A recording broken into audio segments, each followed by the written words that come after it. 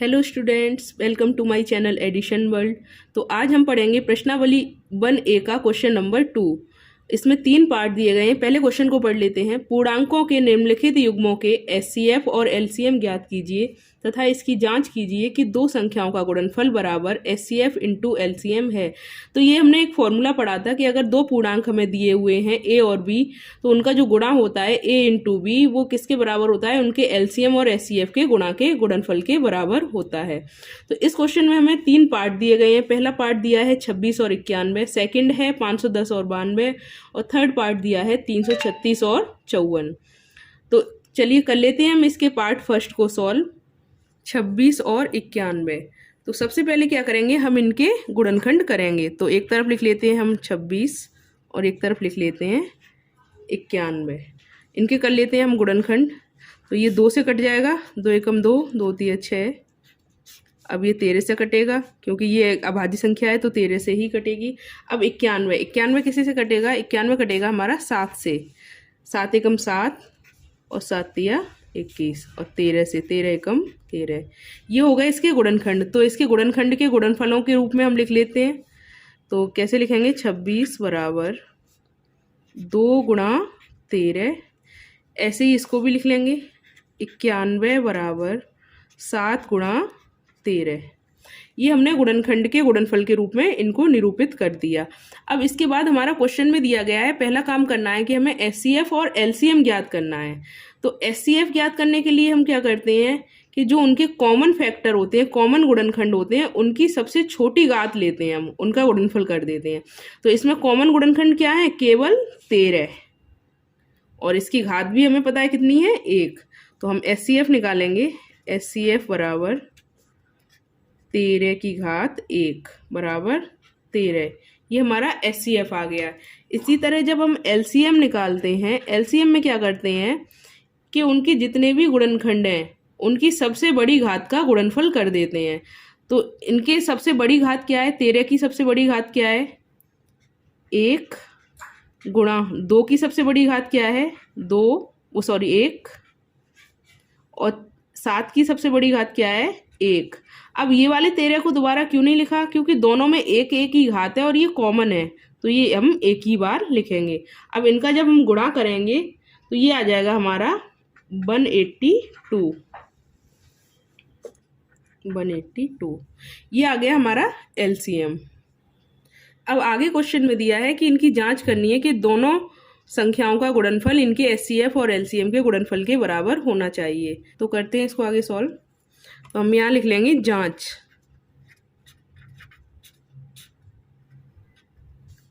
जांच में हमें क्या करना है, अगर हमें दो पूर्णांक दिए हैं ए और बी, तो इनका गुणनफल इनके एचसीएफ और एलसीएम के गुणनफल के बराबर होगा। ये हमें चेक करना है। चलिए संख्या लिख लेते हैं। पहली संख्या हमें दी है 26 और दूसरी संख्या दी है 91। एचसीएफ हमारा निकला 13 और एलसीएम निकला 182।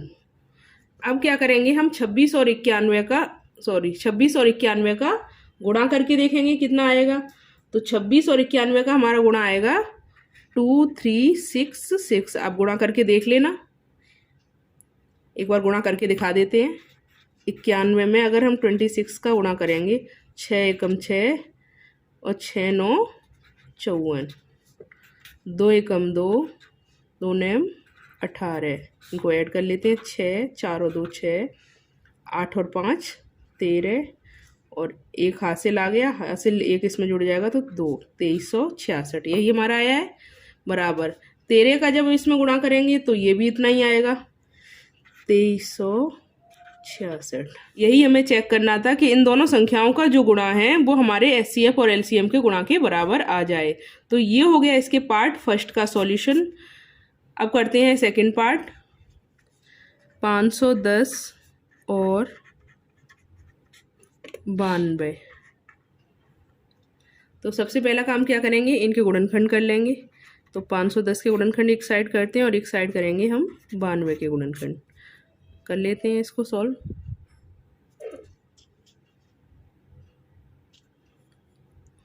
दो से काटेंगे, 2 दूनी 4, 2 पंजे 10, 2 पंजे 10। 3 से काटेंगे अब। 3 8 24, 3 5 15। अब 5 से, 5 एकम 5, 5 सत्ते 35। अब 17 से, क्योंकि 17 एक अभाज्य संख्या है तो किसी और से कटेगी नहीं। अब ये आ जाओ 2 से काटते हैं। 2 चौको 8, 1 बचा, 2 6 12, 2 दूनी 4, 2 3 6। अब 23 भी अभाज्य संख्या है तो ये किससे कटेगी? 23 से। सॉरी, ये 23 बार नहीं, एक बार कटेगा। 23 एकम 23, ये 1 है। तो इसके गुणनखंड हम लिख लेते हैं एक बार।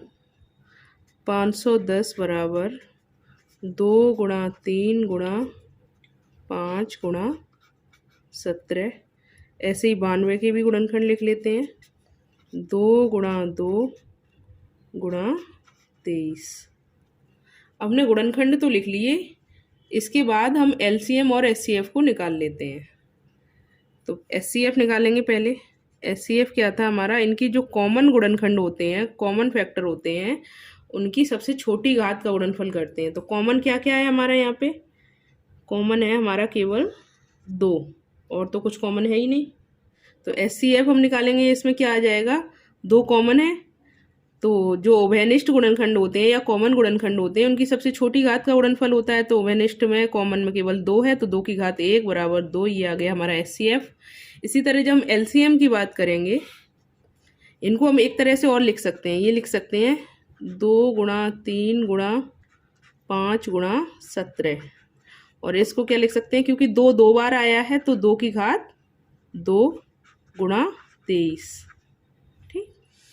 अब एलसीएम में क्या होता है? एलसीएम में ये होता है जितने भी गुणनखंड हैं उनकी सबसे बड़ी घात का गुणनफल करते हैं। जितने भी गुणनखंड हैं उनकी सबसे बड़ी घात का गुणनफल करते हैं। तो सबसे बड़ी घात 2 की क्या है? 2 की घात 2। फिर इसके बाद क्या रह गया इसमें? 23। ऊपर देखते हैं 3, ये तो अकेले ही हैं। फिर गुणा 5 गुणा 17। तो इनका जब हम आपस में गुणा करेंगे तो ये आ जाएगा हमारा 23,460। ये आ गया हमारा एलसीएम। इसके बाद हम करेंगे जांच, जो क्वेश्चन में दी गई है कि इन दोनों पूर्णांकों का जो गुणनफल होगा वो इनके एलसीएम और एचसीएफ के गुणनफल के बराबर होगा। तो कर लेते हैं हम इसकी जांच। इसमें क्या करना है हमें? ये 2 पूर्णांक मान लेते हैं, ए और बी। तो इनका गुणनफल क्या होना चाहिए? इनके एचसीएफ और एलसीएम के गुणनफल के बराबर होना चाहिए। गुणनफल के बराबर होना चाहिए। तो हमारे पूर्णांक क्या क्या दिए गए हैं क्वेश्चन में? वो दिए गए हैं 510 एक संख्या दी है, और दूसरी दी है हमें 92। इन दोनों का जो गुणा है वो इनके एचसीएफ और एलसीएम के गुणा के बराबर है। एचसीएफ हमारा 2 आया और एलसीएम आया हमारा 23,460। ये हमारा आया एलसीएम। अब गुणा करके हम ये देखेंगे कि इन दोनों का गुणा है क्या, इन दोनों के गुणा के बराबर आता है। तो इन दोनों का गुणा है वो हमने कर लिया है। तो ये आ जाएगा हमारा 46,920। आप लोग करके देख लीजिएगा। और एचसीएफ और एलसीएम का गुणा ये यहीं करके दिखा देते हैं आपको। देखो बराबर आएगा कि नहीं। 2 0 0, 2 6 12, हासिल 1, 2 चौकू 8 और 1 9, 2 3 6 और 2 दूनी 4, बराबर आ गया। तो ये हमारी जांच हो गई। ये हो गया इसके सेकंड पार्ट का सॉल्यूशन। अब बढ़ते हैं इसके अगले पार्ट थर्ड की तरफ। इसमें संख्या दी है 336 और 54।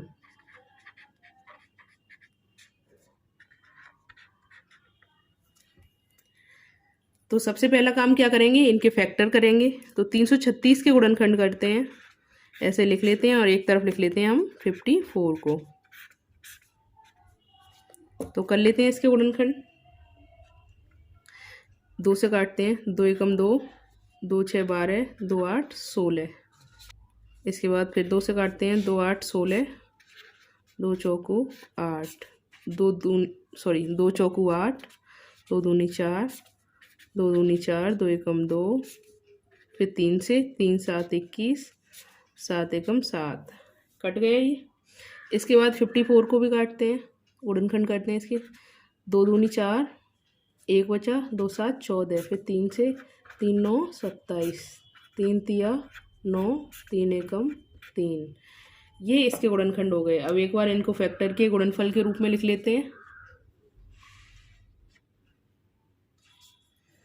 जैसे 336 को हम लिखेंगे 2 गुणा 2 गुणा 2 गुणा 2 गुणा 3 गुणा 7। ऐसे ही 54 को लिखेंगे 2 गुणा 3 गुणा 3 गुणा 3। इनको हम घातों के रूप में भी लिख सकते हैं। कैसे? जैसे ये 1 2 3 4, 4 बार 2 आया तो 2 की घात 4 गुणा 3 गुणा 7। और इसको कैसे लिखेंगे? 2 गुणा 3 की घात 3। कोई प्रॉब्लम नहीं है इसमें। अब इनका एचसीएफ और एलसीएम निकाल लेते हैं। अब निकालते हैं इनका एचसीएफ और एलसीएम। एचसीएफ कैसे निकलेगा? इनकी जो कॉमन गुणनखंड है उनका गुणनफल होता है उनकी छोटी घात का। तो कॉमन गुणनखंड क्या है हमारे? एक तो ये 2 है और एक इधर 3 है, तो इनका गुणा कर दिया। 2 की घात 1 गुणा 3 की घात 1, कितना आ गया? 6। ये तो एचसीएफ आ गया। ऐसे ही एलसीएम निकालते हैं। एलसीएम में क्या करते हैं? जितने भी गुणनखंड हैं उनकी सबसे बड़ी घात का आपस में गुणा कर देते हैं। तो 2 की सबसे बड़ी घात क्या है? 4, तो 2 की घात 4। 3 की सबसे बड़ी घात क्या है? 3, तो 3 की घात 3 गुणा रह क्या गया? 7, तो 7 का भी गुणा कर दिया। जब हम इनका गुणा करेंगे तो ये हमारा आएगा 3024। ये हमारा इसका एलसीएम आ गया। अब इसका एचसीएफ भी निकाल लिया, एलसीएम भी निकाल लिया। अब आगे करना है हमें इनकी जांच करनी है कि इनका गुणनफल इनके एचसीएफ और एलसीएम के गुणनफल के बराबर है कि नहीं। तो कर लेते हैं। 2 पूर्णांक होते हैं ए और बी, और इनका एचसीएफ और एलसीएम का गुणा बराबर होता है। मान लेते हैं 2 पूर्णांक ए और बी हैं, उनका गुणनफल ए और बी का गुणनफल उनके एचसीएफ और एलसीएम के गुणनफल के बराबर होगा। कर लेते हैं इसको सॉल्व। पूर्णांक क्या है? 336 और दूसरा है 54। एचसीएफ हमने कितना निकाला? 6, और एलसीएम हमारा निकला 3024। जब हम इन दोनों का गुणा करेंगे 336 और 54 का, तो हमारा आएगा 18144। इन दोनों का गुणा करके देख लेते हैं एक बार। 6 चौक 24 हासिल 2, 6 दूनी 12 और 2 14 हासिल लगा 1, और यहाँ 0 से 0 हो जाएगा तो हासिल 1 आ जाएगी। 6 तिया 18, 18144। ये दोनों तरफ बराबर आ गया। जांच हो गई। तो ये हो गया हमारे क्वेश्चन नंबर 2 के 3rd पार्ट का सॉल्यूशन। बढ़ते हैं अगले क्वेश्चन नंबर 3 की तरफ। एक बार क्वेश्चन नंबर 3 को पढ़ लेते हैं। अभाज्य गुणनखंड विधि द्वारा निम्नलिखित पूर्णांकों के एचसीएफ और एलसीएम ज्ञात कीजिए। अब इसमें इन्होंने बोला है हमें एचसीएफ और एलसीएम निकालने हैं, लेकिन कौन सी विधि से? अभाज्य गुणनखंड विधि से, जो अभी तक हम करते आए हैं वही है। तो पहला पार्ट है इसमें 12, 15 और 21। सेकेंड पार्ट है 17, 23 और 29, और थर्ड पार्ट है 8, 9 और 25। तो करते हैं इसका पार्ट फर्स्ट सॉल्व। लिख लेते हैं इसको एक बार। क्वेश्चन नंबर 3, इसका पार्ट फर्स्ट। 12, 15 और 21, इनके एचसीएफ और एलसीएम हमें निकालने हैं अभाज्य गुणनखंड विधि से। अभाज्य गुणनखंड विधि से एचसीएफ और एलसीएम निकालने से पहले हमें इनके अभाज्य गुणनखंड भी निकालने पड़ेंगे।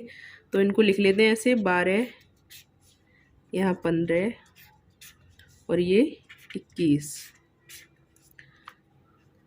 12 2 से कट जाएगा, 2 6 12, 2 3 6, फिर 3 से एक बार।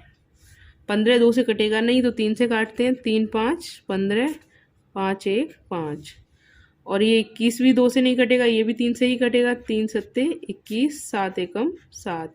ये हमारे हो गए अभाज्य गुणनखंड। इनको हम लिख लेते हैं एक बार। 12 को हम लिख सकते हैं 2 गुणा 2 गुणा 3। ऐसे ही 15 को लिख सकते हैं 3 गुणा 5। ऐसे ही 21 को लिख सकते हैं 3 गुणा 7। और चाहें तो हम इनको घातों के रूप में भी लिख सकते हैं। कैसे? 2 की घात 2 की घात 2 लिखा जा सकता है इसे, गुणा 3, और इसे 3 गुणा 5, और इसे 3 गुणा 7, क्योंकि इसमें कोई एक्स्ट्रा नंबर है नहीं। अब हम एचसीएफ निकालेंगे। एचसीएफ कैसे निकालेंगे? इसमें हम ये देखेंगे कि इसमें कॉमन गुणनखंड हमारे कौन से हैं।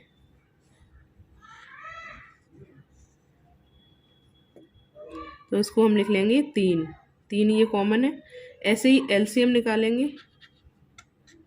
एलसीएम हम देखते हैं जितने भी गुणनखंड हैं उनकी सबसे बड़ी घात का गुणनफल कर दिया जाता है। तो हमारी इसके क्या है, 2 की घात 2 ये सबसे बड़ा है। इसके बाद 3, तो इनको तो एक बार ही लिखेंगे हम क्योंकि ये कॉमन है।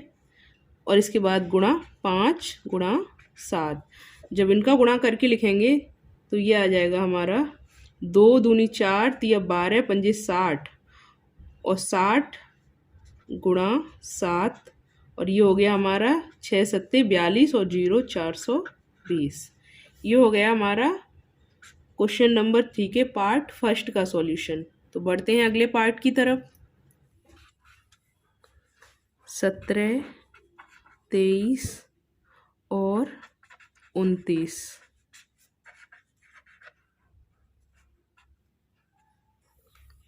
तो सबसे पहले हम क्या करेंगे, क्योंकि अभाज्य गुणनखंड विधि से हमें क्या निकालना है, एचसीएफ और एलसीएम। तो सबसे पहले इनके अभाज्य गुणनखंड कर लेंगे। 17 को लिख लेंगे एक बार, इसके बाद लिखेंगे हम 23 को, इसके बाद लिखेंगे 29 को।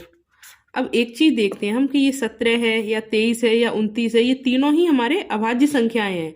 अच्छा, अभाज्य संख्याएं हैं, अभाज्य संख्याएं कौन सी होती हैं, जो स्वयं से तथा एक से ही विभाजित होती हैं। तो ये किससे विभाजित होंगी, खुद से ही, किसी और से तो कटेंगी नहीं। तो हम क्या लिखेंगे, 17 एकम 17, 23 एकम 23, 29 एकम 29। और एक और चीज़, अगर अभाज्य संख्याओं का हमसे कभी भी एचसीएफ पूछा जाता है तो हमेशा 1 आता है। वो कैसे आता है हम लिख के दिखाएंगे अभी।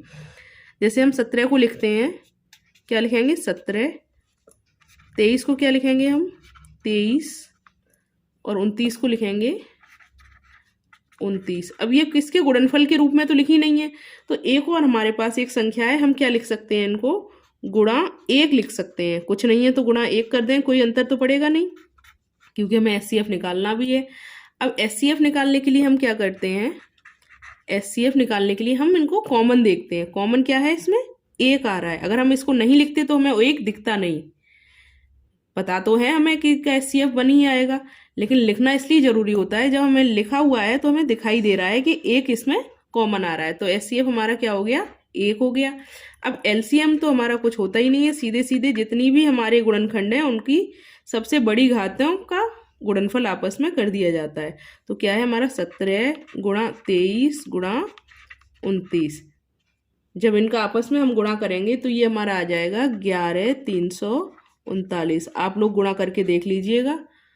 ये हमारा हो गया क्वेश्चन नंबर 3 के पार्ट सेकंड का सॉल्यूशन। बढ़ते हैं अगले पार्ट की तरफ, लिख लेते हैं इसका पार्ट थर्ड पार्ट। क्या दिया गया है, 8, 9 और 25। 8, 9 और 25।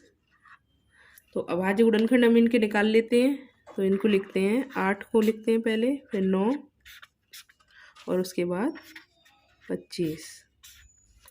8 को हम 2 से काटते हैं, 2 चौकू 8, 2 दूनी 4 और 2 एकम 2।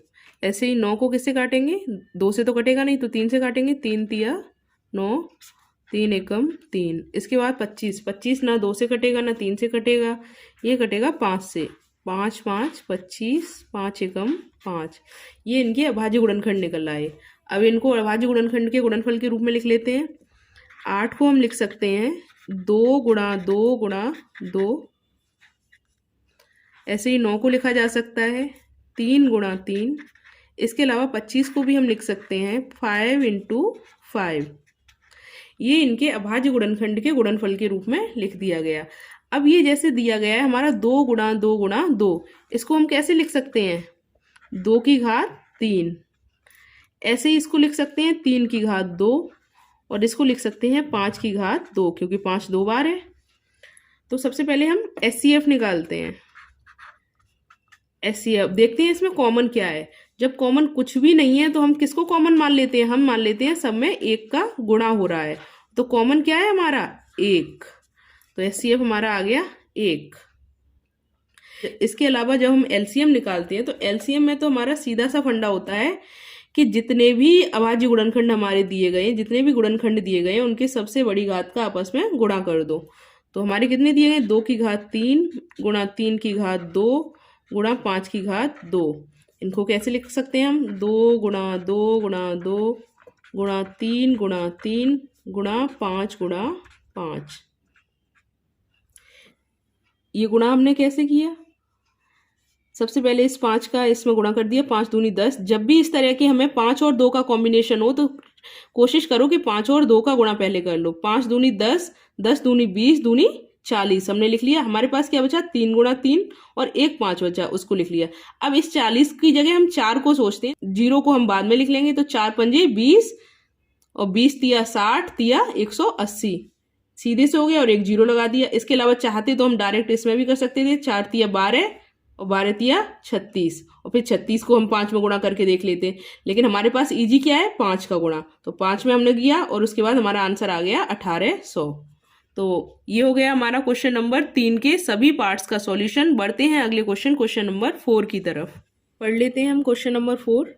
यदि HCF 306,657 बराबर 9 दिया है तो LCM 306,657 ज्ञात कीजिए। इसका मतलब ये है, दो संख्याएं हमारे पास 306 और 657, इनका HCF हमें दिया गया है 9, तो इनका LCM हमसे पूछा गया है।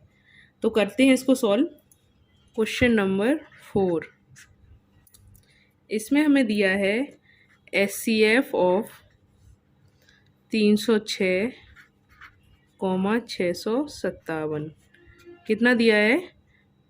9, और हमसे पूछा गया है LCM इन्हीं संख्याओं का, 306 और 657 का।